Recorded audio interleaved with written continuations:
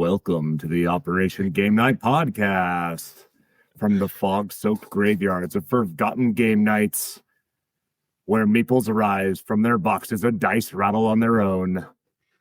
Lock your doors, light your lanterns, shuffle your decks, because tonight on Operation Game Night, the Crypt has opened, and rising from his eternal slumber is Jared Erickson. How you doing, Jared? I was bogged down by 5 milli chains that held me back from the podcast. Is that the only thing that keeps pharaohs in their coffins and their sarcophagi? Is all their gold? That's right. Yep, that's me. And if you, for the listeners, if you can hear a gentle clanging, that is not the 5 milli. That is my little dog Juno, who is at my toes, eating away. And I am relegated to the dining room today to try and not wake up my daughter. So good plan. That's the plan. We're going over the fence. I'm excited about tonight. No, I feel like I don't even know who you are. It's only been like 4 weeks since we were in Vegas. How long ago was that? 4 weeks already. Wow. Time has flown by. But what's the big nuggets? What have you been up to since I seen you last? Well, lots of stuff. Just been enjoying fall here in Alabama, where it's still 90 degrees. Oh my! So very sweaty fall. No flannels and corduroy for us over here in Alabama. The leaves are changing, though, right? A little bit. The grass is dying. Does that mean it's fall? Went to a pumpkin patch. Made a appearance on Games v Moss podcast with Vic. Yes. Where I talked spooky video games. Yeah, AI-enabled video games? AI-enabled. Oh, yes. They're like the AI learns your habits and makes it even more spooky. So not AI in the traditional sense, not like large language model AI. This is like a system that is designed to learn how you play. Okay. It's adaptive program. Yeah. Smart computer. Yeah. What else have we done? I botched a homemade pizza night, and I felt like I let you down. Botched it real hard. Did you get an uni? I did not get an uni, but we tried I have a pizza stone, and I tried it in the oven, and man, it just was a mess. It's stuck everywhere. Did you try to launch it onto the hot pizza stone, or what was the sticking point here? Well, the sticking point was the bottom of the crust getting stuck to the pan. Totally boofed it hard. Like, I don't have one of like the giant spatulas. Yeah. To launch the peel. Yeah. I don't have a peel. So I can't make it separately and then launch it onto a hot stone. I can't place it on a hot stone with my hands. So my best bet is to like preheat that pizza stone and then like set a pan on top of it, or like anyways, the entire pizza stuck to the pan. Like I got the crust up and that was about it. So it was a rough go, but we've been just chugging through school. Gwen is walking. Just decided one day she could walk. That's a big deal. Yeah. So she just stood up and started tromping around. So we got a mobile baby in the house, and that means you got to protect more of your house, more sharp items, or more things that become sharp. Just more dangerous items. She figured out how cabinets work. So yeah, everything is like gently moving up in elevation in our household. So, well, we'll have to schedule a Skype date for the little ones. Judging by how good we are scheduling our podcast dates, we'll see. She's probably going to be talking by then. But Gemma will love that. But yes. What about you? Tell me, what have you been up to? I've been surviving work. Operation Game Night affected a little bit by government shutdown, but the operations don't stop. That's right. The mission going for the people. Yep. But some cool things. I did get to go to the Air Force Academy versus Naval Academy. Oh yeah. It was like a big old frat party. Yes. I got to see tons of old friends. It was a good time. I went with Cole. We brought our kids. Gemma Awesome. really loved seeing the football players. I saw Ben Garland and got to watch the game. Ben Garland. The Ben Garland of Air Force Academy lore. Big boy. Me and Travis like big, hanging out with big guys. Big beefy boys. Big beefy boys. We're big beefy ourselves. So anytime I get to be around big beefy Air Force Academy people, it really charges the batteries up. He's a big dude. Like, he's an ex-NFL player, and he's still gigantic. He is, but he's also very cut up. But he's really motivational, and just being around him motivates you to be a better person. So, and he is a huge contributor to the Air Force Academy. Like, gives a lot back to the program. So, thank you, Ben Garland, for doing something with your service, with your platform that you have in the NFL, for advocating for service academies. I bet you he'd come on to the Operation Game Night podcast. You heard it here. I mean, maybe. Oh, Judo. Doggy is trying to attack my cords. Juno is also a big part of my over the fence because she's crushing it. She's not having as many accidents, which luckily she's so tiny that her accidents are like the size of a Tootsie Roll. So, but she's always, keeping us on her toes. She's still learning how to go on walks and stuff. But the main event of my over the fence would be I got to go back up to Pennsylvania. I am still 100% on seeing Clay every month since I moved to Virginia. So that's pretty good. How many times insane. has he been down to see you? Big goose egg. So I'm gonna go ahead and put him on blast. Never came down to see me. Wow. Highways go both ways, Clayton. That's right. Interesting. Wow. But no, he has offered to come out, and it worked out better in both cases when he did offer to come down. But still, he didn't try hard enough. He could have tried harder. Come on. And Cole Von Olin did not try hard enough to come on the podcast. That really hurts. He's kind of a sleuthy, sneaky. He doesn't want his face to be on the interwebs. I told him we could kind of blur his face and give his voice like a voice emulator, voice changer. Yeah. Just he could be like an 8-bit voice, but he wasn't into it. I don't know why. He could wear like a balaclava that like covers his face. Yeah.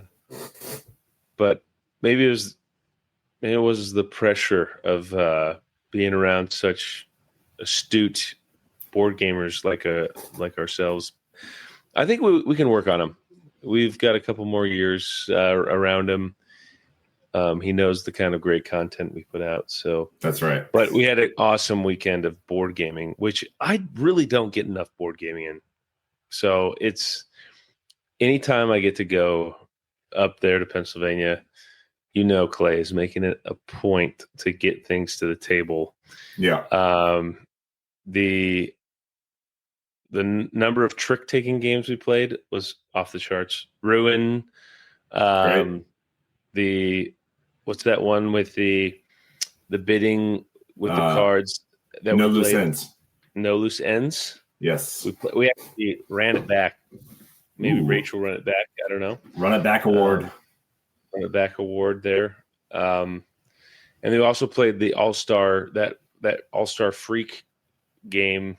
I don't remember. I should be prepared. In true Jared fashion, I don't prepare for my podcast. I'll have to look it up. The one he talked about on a couple episodes ago, where you have these little characters. They look like freak. Magical characters. Athlete. Magical Athlete. Yes. Racing around this track, and they have special abilities. Everyone looks like they're on meth, and it is. Yep. It's a blast. You like first you think this person's totally going to win, but then the die doesn't lie. You roll the die, it doesn't lie, and freaking Big Bird Long Legs comes out of nowhere and just tromps all over everybody. Everyone's getting tripped over, and before you know it, you got a winner. But no, it was a lot of fun going up there.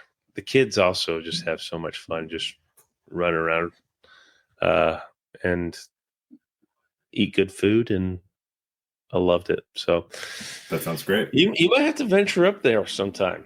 I know. We make our own little board game ranch in Pennsylvania. I like that. I have been kind of reminiscing about our World Series of Board Gaming weekend. And just like, how good is it to get the crew together and get games to the table? It's just, there's nothing like it. It's so good. Well, I just want to try and maybe make a stretch goal here for myself. Okay. Really, I think it's pretty easy for both of you, but set apart my weekend next year to get there when it opens and stay through the ending, potentially ending. I don't know. That seems like a lot, but at least when we like that Thursday through maybe even the Saturday, Sunday, but because just being there around all those games is fun. And then the competition is also, that's great. And the best part is just being with your friends. So if we can just lock in a time where we're all in the same spot around a lot of board games. A huge fan of being at the Bellagio. That is very nice. The fountains, quite nice. That was a lot of fun. I don't know if I did debrief to you about the night after you left. And Clay he had to leave early. I found myself playing a little bit of craps. Video craps, if you will. Okay. So I wasn't being rushed by anybody. I do with like the dice in the tube. Yeah, the dice in the tube. I think you were telling me about it, actually. Yes. And I did play myself some video craps. It was a bit of a wave there. I started with like 150, went down to like 80, but then I ended the night like around like 260, I think. So nice. I think I won back everything else that I lost everywhere else that I was gambling. So that's a good weekend in Vegas. I think I did okay. But then I also picked up sports betting because of you. So I don't know how that the jury's still out on that one. I'm glad I could be such a positive influence on my friends. But no, I do also still reminisce about that weekend in Vegas. So next year we're putting it. I mean, I think they've advertised the dates and everything too. Yeah. So I think that you would love Dice Tower West. It's the same vibe, right? The same vibe. Dice Tower West had the vendors. So like much larger gaming section, like all those tables that were out of World Series of Board Gaming would just be filled with people gaming, like filled. Yeah. And then half the convention center or whatever is vendors that are selling the newest board games and dice and all sorts of paraphernalia. But the vibe is, I was kind of listening back to my episode with Vic when I was on his podcast, the Games and Mouse podcast. And I think it's a little more competitive at World Series of Board Gaming. Like people are there focused on what they're doing. And Dice Tower West is like a pickup game. Like it's just play games all weekend, nonstop. And man, it's so much fun. I think you would like that vibe a little better. But I know that you're also a competitor and you wanna go home with a championship ring. So I know. I do like a challenge in my life where Dice Tower West, you might be able to bring the family to. Which I know you guys did in the past. We did. So maybe you make it a two-time a year thing. I like that. Especially because next year I will be a quick flight away from Las Vegas, Colorado Springs, direct to Las Vegas. So that is a plus. Yes, that will be a plus and far more manageable. So yeah, we'll make it happen. Well, actually, let's just talk to your parents about watching all the kids. Just put the kids at the grandparents' house. That's right. We're all at the Rio playing board games. Perfect. So perfect. We'll make it happen. And then we can bring the wives. Kids stay at grandparents' house. Yep. Wives go out and do Vegas things on their own, and then the boys have boys' night every night playing board games. Yes, I like that. Going to get sushi pizza, if you will. Oh yes. Oh yeah. Whoa. The truffle sushi pizza. Have we debriefed that fully yet? I don't know. I mentioned it very briefly. Okay. What was that place called? Nomakai? Nomakai. Yeah, I think it's called Nomakai. We had a good night. Before we took old Clayton over to his birthday magic show, we had some just insane. Yeah, we did debrief it now that I'm thinking about it. At the World Series of Board Gaming, right? I think just very briefly, but yeah. I'm getting flashbacks, and man, we'll make it happen. Yeah, we'll make it happen. Maybe we can get a couple more friends of the show out there next year. Yeah, for sure. Speaking of friends of the show, yes, we ripped down 81 downloads in one day the other day for our podcast. So if you're listening to this podcast, thank you for listening, and thank you for supporting the show. Thank you for sharing the show. Thank you for commenting and interacting with us, because we love that stuff. Oh yeah, we love it. It's so like satisfying. I had this like swell of pride the other day. I was like, man, we're doing it. We've been going a year plus strong, and no signs of slowing. No, it's a hobby that consumes our lives in multiple ways, but we love it. We love our family and our friends here at the Operation Game Night.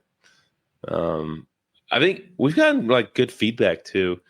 Who knows? We probably change up what we do every month or so. Who knows what the heck this thing's going to look like? I feel like I'm the wrecking ball here. I come in here with big brain ideas and then I don't show up for 2 months. So you can blame all the woes of OGN on me, and all the successes to our fearless leader, Travis, here. Man. So well done, Travis. Well done, you, Jared. You are sticking with the show, and you have been with us the whole time, and you are always OGN. Once OGN, always OGN. And I appreciate you for agreeing to do this podcast in the first place and sticking with us for a year plus. And it's just been so much fun just to get with you guys and just to talk, even if we're going over the fence and talking about sushi pizza and all of our shenanigans that we get into. But yeah, next time maybe I'll dip my toes into a debrief. I don't know. Maybe I get myself a freaking board game these days. I don't know. You should. Are there good board game shops around you? I know you've talked that there's a couple near you. Clay gave me a gift certificate to a board game shop, and it has been sitting on my desk since you got birthday in money August. It's sitting there. Yeah, and I'm looking at my calendar right in front of me, and November is right around the corner. So it is burning. There's a forest fire happening, and I need I need to go buy something. But maybe go pick up Magical Athlete and play it with your family and friends. And when you get together at the holidays, that's a good travel game too. It's like not super chunky. No, and except for the Big Baby. I don't know. Have you played Big Baby? Oh, Big Baby's big. I own the game, and it's burning a hole on my shelf right now because I am itching to play it. So Gemma came up and grabbed Big Baby and just ran away with Big Baby. He was not competing at the time, luckily, but she was very interested in Big Baby. So who isn't? He's double wide. He's a double wide baby. He is massive. You can't get around him. I don't know if you looked at the rule book, but on Big Baby's description, it says he is 30 or she is 30 or something. Like I had to like double, triple read it. I'm like, no, he's not. Big Baby is a baby. Anyways. It's fabulous. Oh man. It's good to see you, Jared. Yeah. It's good to catch up with you. Thanks for going over the fence with me. Absolutely.